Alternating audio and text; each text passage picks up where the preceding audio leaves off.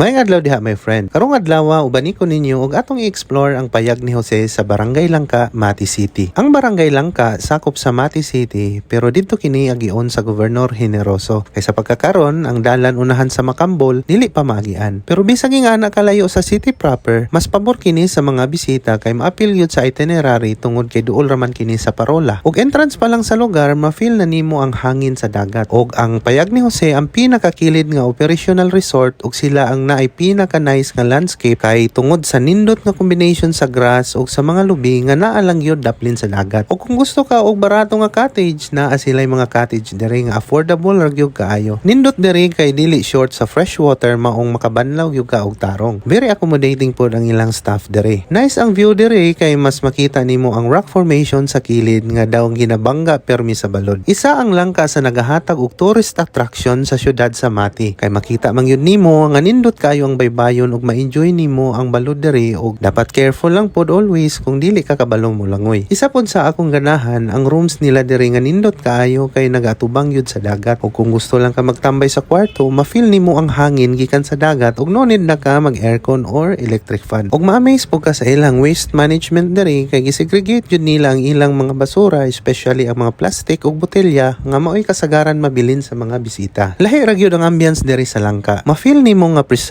pagyod ang lugar. Nindot ang palibot, blue nga dagat nga murag ni halok sa paa sa kabukiran, mao gyud na ang specialty ani nga probinsya. Maong kung mangadto mo sa Davao Oriental, ma-recommend yun nako ang payag ni Jose sa Barangay Langka diri sa Mati City.